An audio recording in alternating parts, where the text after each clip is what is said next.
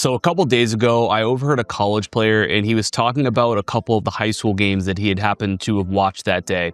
And the first thing he said was, man, were we this bad when we were in high school? And then he went on to say that it was like the worst basketball he'd ever watched. And he's like, man, high school kids don't know how to play basketball. Now, for someone who is around high school players constantly, both as a coach and as a trainer, in a lot of ways, that college player is completely right. If you go and you watch any college practice, it's going to look significantly different from the majority of high school practices for a lot of reasons. We know that college players, they're all the best players from their teams in high school, and then they go to the college level. So the talent level is significantly higher. We know that. But practices look different because the level of communication is way higher. It's much more player-led.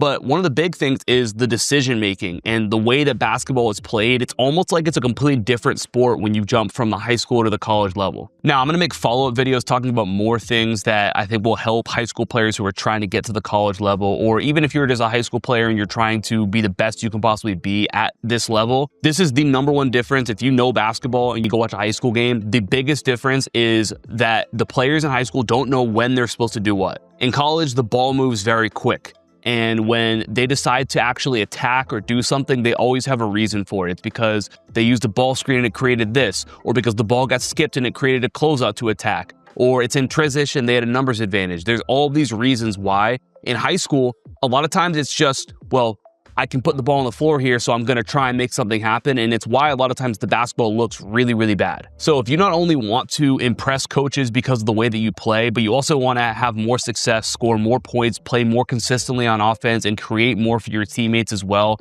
all in a way that feels way easier than the way you're probably playing, this is for you. The big thing you want to avoid is attacking in neutral. And all that neutral means is that you don't have any sort of advantage. That typically means that you have the ball and your defender is between you and the basket, and they're kind of just in a set defensive position. They're not moving at all.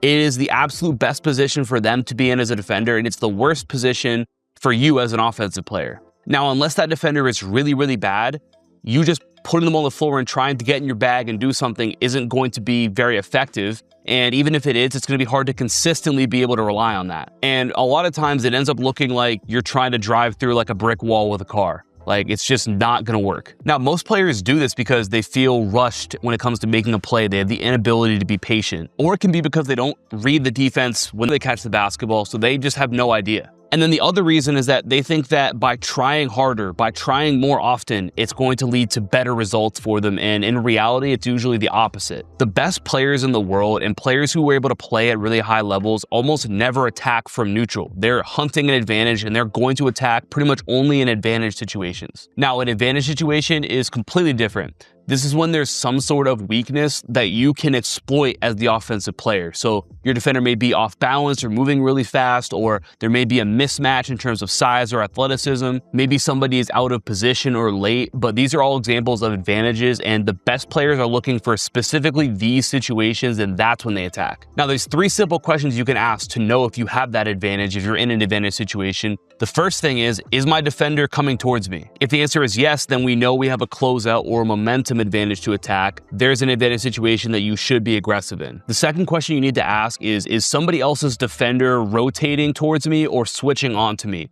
In which case, if they're rotating towards you, it means that you're creating a numbers advantage for your team, so somebody's going to be wide open. And if they switch somebody else onto you, then you need to evaluate and see if you have some sort of size or athleticism sort of advantage over them, which would indicate that you have a mismatch. That's a great advantage to attack. And then the third question to ask is, did the ball just touch the paint? When that happens, when your teammate drives and gets to the paint, it is going to draw in help defense and force them to collapse, meaning your defender is probably in help. And there's a great opportunity for you to know that if your teammate makes the right play, kicks the ball to you or to a teammate near you, there may be a momentum advantage to attack, there may be a numbers advantage to attack, there may be an opportunity for you to cut, whatever, but that's when you need to be on high alert that there's an advantage situation coming up and you need to look to hunt it. Now, if you answer no to these questions, then you're probably in neutral. So what do you do then? If you don't have an advantage, you don't need to force it. There are ways that you can create that advantage though, and that's what's going to lead to you being a way more consistent player. So for example, you catch the ball and you don't have an advantage. The willingness to just move the basketball, pass the ball and go cut or set an away screen, that is a huge difference from the high school and college level. In college, it's automatic. If they don't have anything, ball moves, and there's not a second thought about it. In high school, it's, well, do I have something? Okay, well, can I create something here? Can I try and make this work? And they overthink it.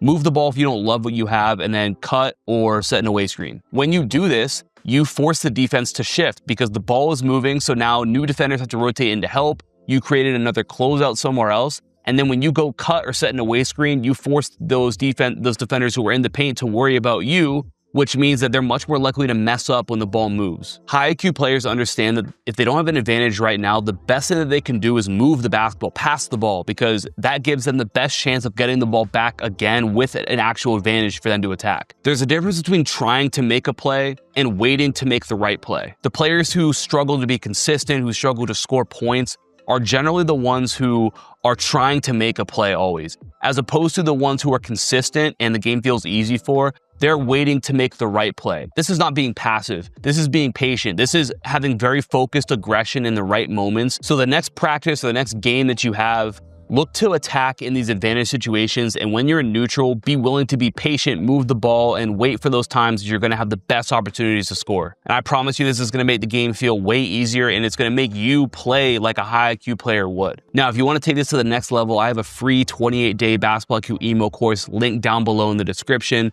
We've got incredible results from players who have doubled their points per game, who had set new career highs for themselves, had their first career triple doubles ever, simply because of the lessons that they've gotten from this free email course. So it's been incredible. Like I said, completely free, top link down below. Highly recommend you check that out now. Drop a comment down below if you got something from this video. I appreciate you for watching. Talk soon. Peace.